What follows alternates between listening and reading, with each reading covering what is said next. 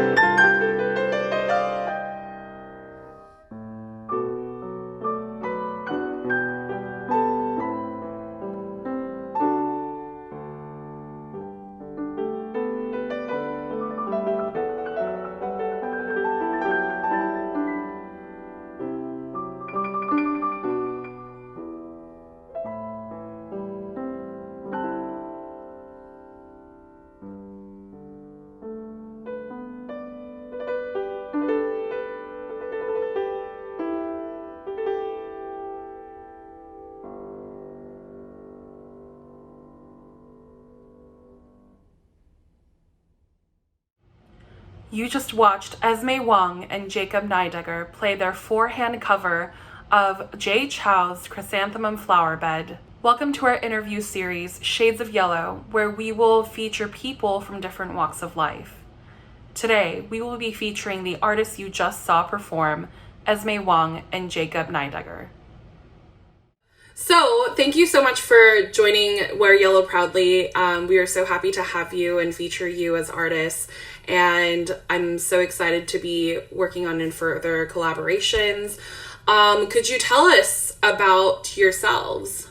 My name is Esme, and I'm from Malaysia, and my ethnicity is Chinese.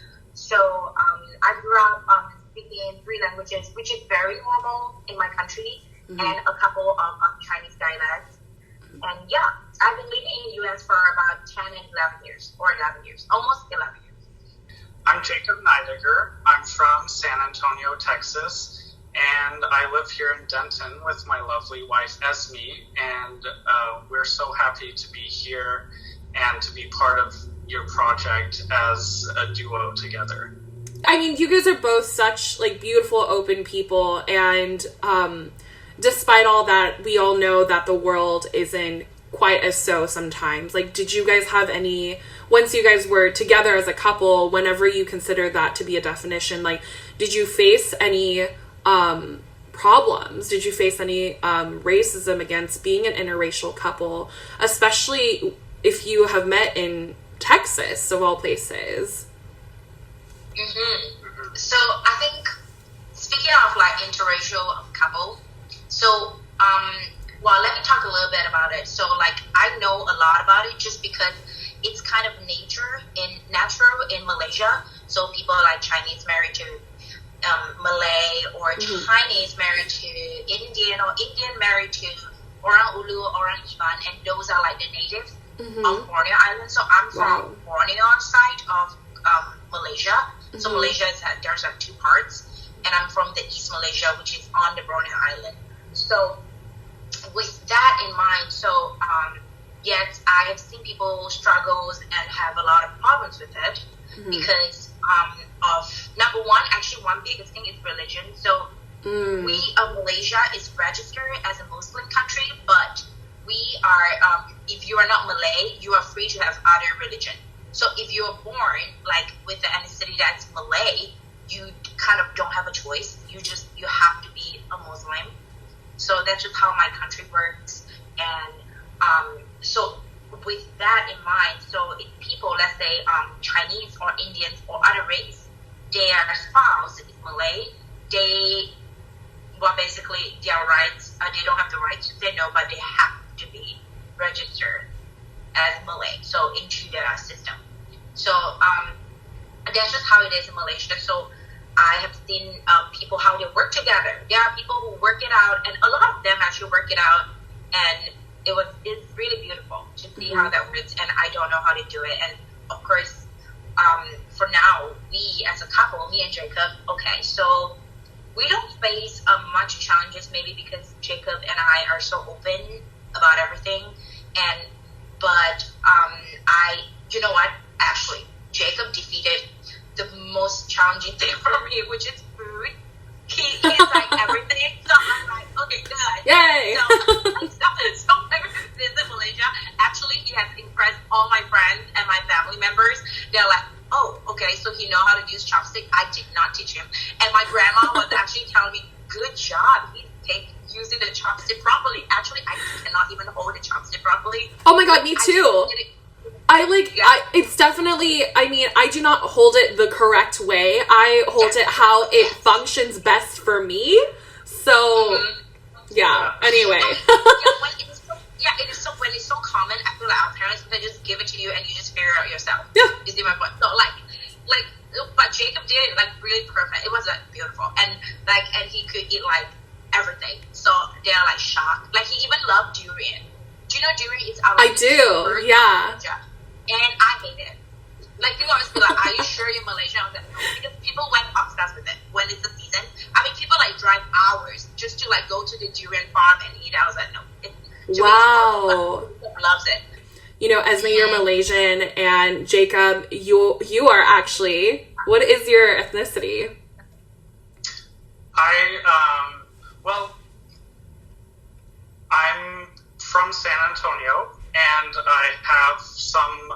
Mexican background. I have an abuela, and I have a grandpa who is from Mexico as well.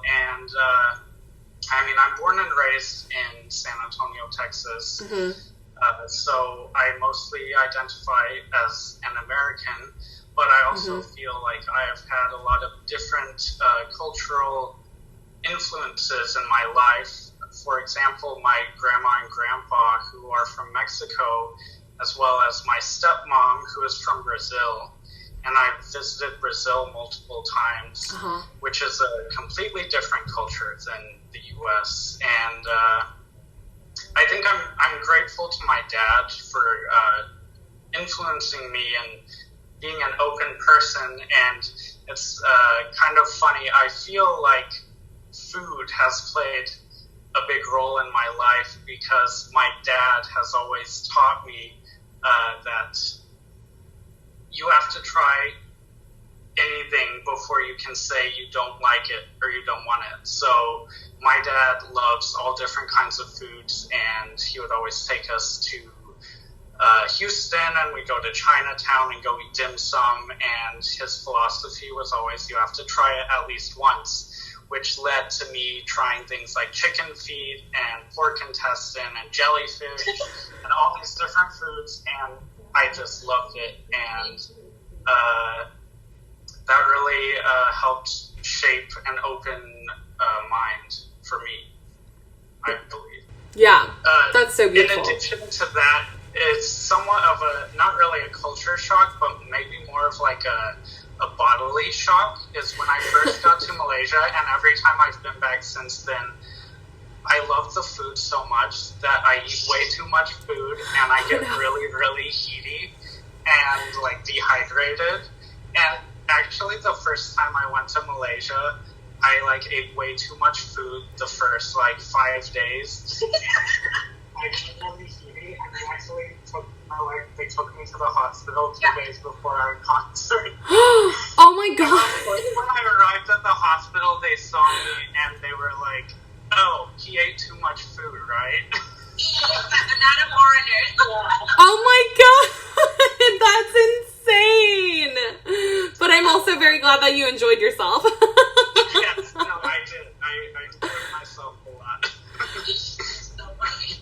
I would say the biggest problems that we have faced really stems from the fact that when you're an interracial couple, you get married, you are part of a new family that is from that may be a different culture than what you're used to. And sometimes there may be family members who view your spouse as an outsider, or they view them a certain way because they have a different background than them. Right. So, recently me and Jacob faced a lot of problem due to that. So, with some of the members from Jacob's family, so I was very vocal about my opinion of how America handled COVID-19 due to the racism and also mask. So people, a lot of Asians will just automatically wear mask even though they were not told that they have to. Right. But people don't understand that that's just very strong in our culture. If you're sick, you wear a mask. Not necessarily has to be COVID-19. Just in general, you wear a mask. And also some are for fashion. Some are in Japan is a lot of fashion of wearing masks. And honestly, the idea that why Asian people do that was really just to be respectful to others. So that is really, really the core of why they're wearing a mask. Not necessarily they have to be sick, but just as a sign of respect. But it was viewed very differently here, and people were not very accepting to it. So I kind of voiced more opinions about that. But a very sad truth is that I was attacked and say that if I don't like the way how it goes, I should just go back to Malaysia. And I was confirmed by saying that, we are the real original American born and raised here, and basically just shot my opinion and this is how it should go. But here's the thing, I have say that I've lived here for about 10, 11 years. I don't think all Americans are that way. And I chose to come to America because I really think that it is the land of a really beautiful country made by different immigrants. So I find that argument very ignorant as well as very laughable. Yeah. Could you actually tell us a little bit about your four-hand Jay Chou piece? Oh, yes. Okay, first about Jay Chou. Esme, loves Jay Chou ever since I first met her. And she's always listening to Jay Chou. Mm-hmm. And I actually came to love it so much, too. I'm not a huge pop music fan, but I love Jay Chou. And I love the way he orchestrates his works, especially this piece that I arranged, because the heavy orchestration really makes it translatable into a four-hands duet. And I also just love this piece. The melody is like a beautiful folk type melody. Well, to add on for what Jacob was saying, I think Jay Chou really complements both Western and Eastern music really well by combining it, and that's a good introduction for a lot of Westerners. And actually, it's true because he has concerts in London and US, and they are all sold out. So I do believe that besides Jacob, there are a lot of people who are not Chinese, like other ethnicity, who loves his music. And usually he really cares about lyrics. So his lyrics are very meaningful. And of course you can Google translate it or whatnot. And I don't know. So you can find out what it talks about. And usually they are very meaningful and it is about Western. Actually, some of it is about Western culture and some of it is Eastern culture. And also the cool part is I do want to believe that he's a really open-minded person because of how diverse his music is. He is also an interracial couple. So his wife is half Australian and half Taiwanese. And if you follow that Instagram, oh my god, I'm promoting Jay Chou to the max. Jay Chou, you should watch this video. Follow Esme. Follow that Instagram. They always talk about their life as an interracial couple. It's kind of cool. Yeah. Mm-hmm. Thank you so much for taking the time to have a chat with me. We are so happy to have you on Wear Yellow Proudly, and we hope to do another segment with you soon.